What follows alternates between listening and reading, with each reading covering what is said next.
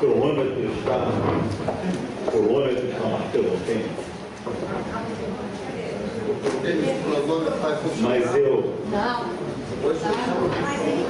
realmente eu queria confessar a vocês que eu não quero não brigar. Eu não preparei nenhuma palestra e talvez tenha sido um erro meu de ter informado sobre essa programação, mas de qualquer forma não podia deixar de aproveitar esse momento para chamar a atenção de vocês para um fato que eu acho importante nesse contexto aqui de Paraty, que me veio a ideia agora, exatamente vindo para cá da cultura.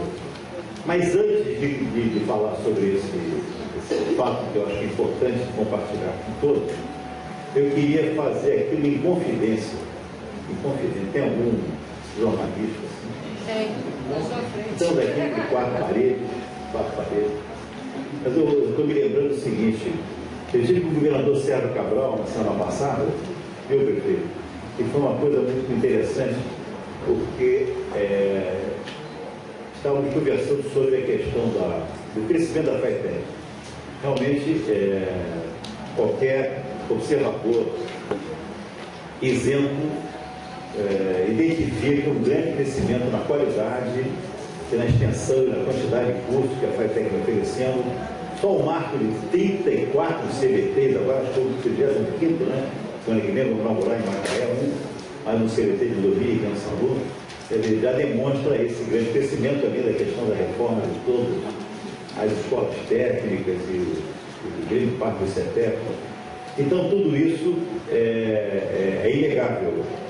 Mas isso é uma questão que é fácil de se observar. O que talvez não seja tão fácil é que também cresceu muito o número de pessoas que foram beneficiadas com cursos importantes,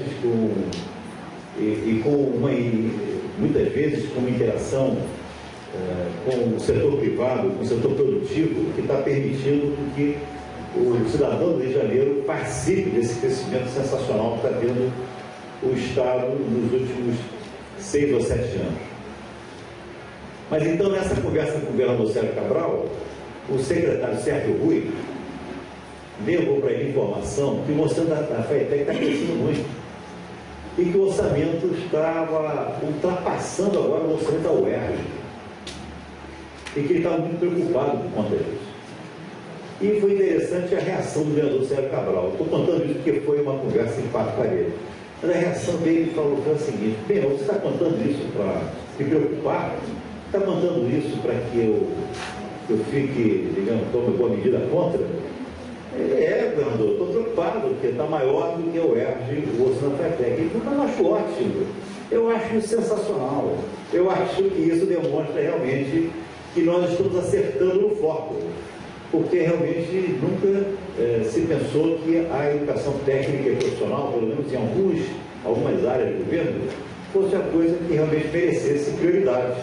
E o crescimento do orçamento, que no final das contas é palpável e que é um termômetro das prioridades do governo, mostra que realmente o ensino técnico profissional foi muito bem dotado de recursos e continuará sendo até o momento que o governador achar que pode colocar recursos, né?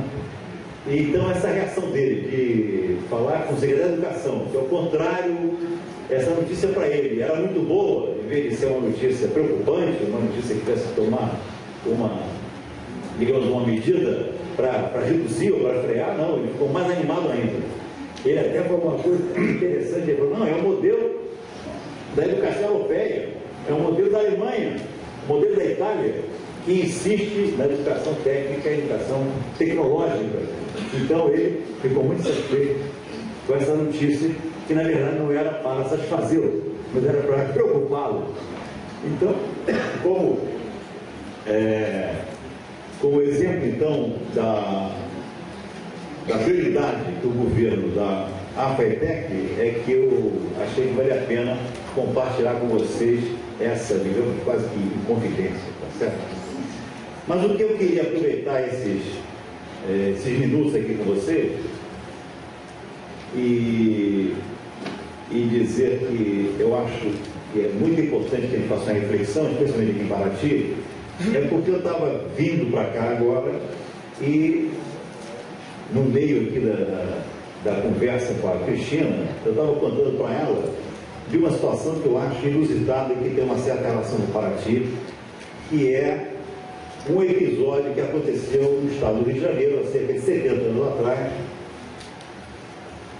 e não muito longe daqui, mas muito mais perto do Rio de Janeiro, que é o episódio que aconteceu com a cidade de São João Marcos do Príncipe. Eu não sei se tem alguém em Luís de Paracambi aqui, por exemplo, que eu acho que é o mais perto de lá, né? Talvez vocês conheçam essa história, algumas pessoas conheçam.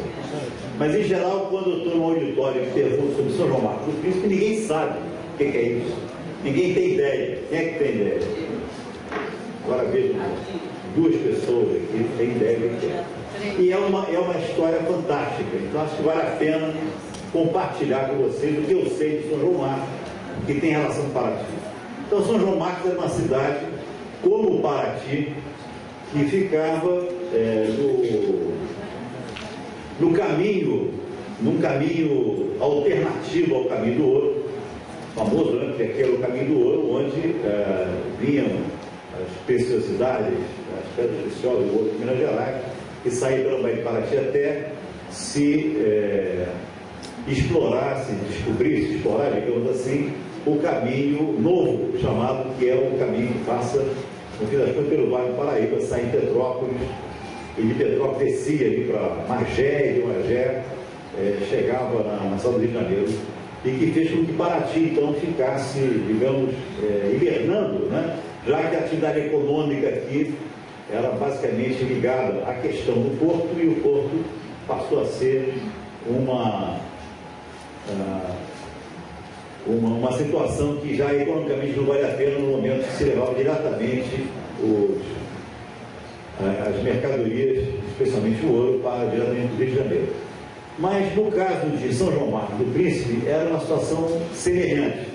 No caso, em vez de descer aqui no caso do Baía de Paraty, no caso você vinha pela estrada também, no caso da antiga estrada de São Paulo, e descia pela Serra do Piloto em Mangaratiba. E no meio do caminho, onde atualmente Rio Claro, o município de Rio Claro, existia uma cidade então que era a cidade de São João Marcos. Essa cidade era uma cidade com um casario parecido com o de Paraty. Era uma cidade que tinha também muita importância econômica, porque não só porque era caminho de escoador também para as mercadorias que vinham de Minas Gerais, mas também porque por ali chegavam em Mangaratiba os escravos que vinham povoar no seu braço o Vale do Paraíba e, no caso, as fazendas de café. Quer dizer, o Vale do Paraíba todo, né? E hoje em dia ainda se vê, através da opulência das antigas fazendas de café do Vale do Paraíba, como aquela região era rica economicamente, e existia uma quantidade imensa de escravos, que era o motor, né, do desenvolvimento econômico naquela época. Eu estava, por acaso, até essa semana eu descobri um livro da Fazenda dos Breves, né, da família dos Breves, que é a Fazenda da Grama, e um determinado cidadão, que era o senhor da Fazenda dos Breves, ele chegou a ter, para vocês terem uma ideia, 6.000 escravos, só esse Zé Antônio Breves, se não me engano. E a Fazenda da Grama existe lá em Rio Claro. Bom, o que acontece? Eu estou falando de uma cidade que era importante. Era tão importante e tão interessante do ponto de vista arquitetônico que ela foi a segunda cidade do Brasil cujo conjunto arquitetônico foi tombado. Paraty foi posterior. A primeira, se não me engano, foi o Preto, mas a segunda, ainda na época do Capanema, do ministro Capanema, que criou o Instituto de Patrimônio Histórico e Artístico Nacional, foi a segundo conjunto arquitetônico tombado.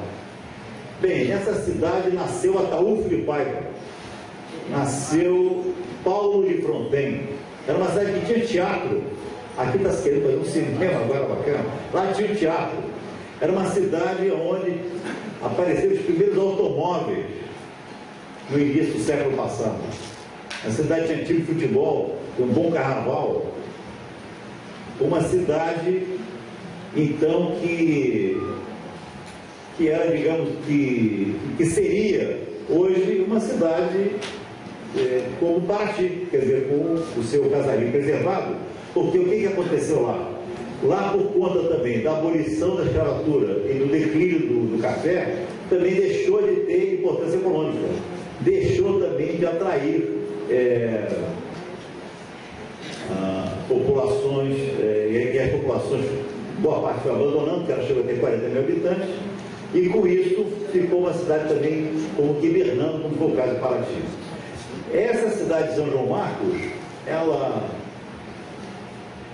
então, sofreu uma situação que fez com que acontecesse um fato inusitado, porque já que eu estou falando para vocês, uma cidade tão importante, estou falando que era e que foi, não é mais. O que foi? Por que ninguém nem ouve falar de São João Marcos? Né? Porque o que aconteceu foi o seguinte: no início do século, a Light entrou no Brasil como concessionária de serviços públicos.